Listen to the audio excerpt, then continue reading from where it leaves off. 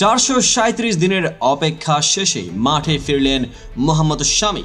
কিন্তু কি হলো তার ফেরার দিনে? জয় থেকে মাত্র ২৬ রান দূরেই থেমে গেল ভারত।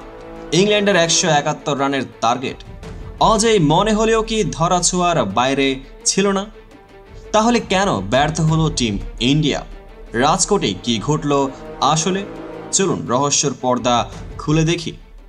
ইংল্যান্ডের শুরুটা ছিল আগ্রাসী। বেন ডাকেটের ২৮ বলে ৫১ রানের ঝড়ো ইনিংস যেন বলছিল রাজকোটে জয় চাই চাই। তবে ডাকেটের পাশাপাশি লিভিংস্টোনের ২৪ বলে ৪৩ রানের ঝড় ছিল ভারতীয় বোলারদের দুঃস্বপ্ন। ভারতীয় বোলাররা যেন বলছিল, ভাই একটু দয়া করো। আর ইংল্যান্ডের ব্যাটাররা বলছে, আমরা ইংলিশ, দয়া করি না। শেষ দিকে অবশ্য ভরসা ছিল মোহাম্মদ শামির অভিজ্ঞতা আর নবাগত ভারুণ চক্রবর্তীর দুর্দান্ত স্পিনে। ভারুণ তো একাই ৫ উইকেট তুলে নিলেন, কিন্তু তারপরও কেন ১৭১ রানের লক্ষ্য কঠিন হয়ে গেল? ব্যাট হাতে শুরুটা হলো ধাক্কায়। সঞ্জু স্যামসন মাত্র ৩ রানে আউট।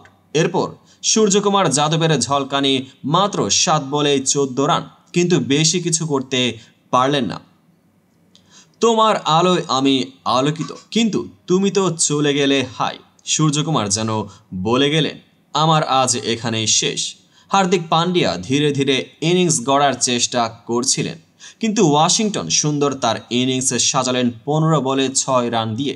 বলুন তো, সুন্দর নামের এই পারফরমেন্স কতটা সুন্দর? শেষ দিকে আশা ছিল মোহাম্মদ শামির হাতে, কিন্তু ব্যাট হাতে শামি পারেননি সেই ম্যাজিক দেখাতে। রাজকোটের আকাশে উড়ল ইংল্যান্ডের পতাকা। ইংল্যান্ডের বোলারদের প্রশংসা করতে হবে। আর্চার আর ওভারটনের বলের গতি আর সঠিক ইয়র্কার ভারতের ব্যাটারদের আটকে দিল। কিন্তু প্রশ্ন উঠছে, ১৭১ রান তাড়া করতে ব্যর্থ কেন ভারত? অভিজ্ঞ ব্যাটারদের দায়িত্ব কি আজ খুঁজে পাওয়া গেল না?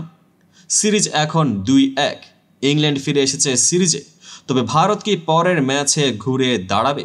আর মোহাম্মদ শামির ৪৩৭ দিনের প্রত্যাবর্তন কি রাঙাবে পরের ম্যাচে? বন্ধুরা, আজকের হারের পেছনের কারণগুলো আপনারা কি মনে করেন কমেন্টে জানাতে ভুলবেন না। আর সিরিজের পরের ম্যাচের সব আপডেট পেতে এখনই সাবস্ক্রাইব করুন, পেজটিকে ফলো করুন, লাইক দিন, শেয়ার করুন আর আমাদের সাথেই থাকুন। টিম ইন্ডিয়া কি সিরিজ জিততে পারবে তা জানতে থাকুন আমাদের সাথে। দেখা হবে পরবর্তী আপডেটেড ভিডিওতে।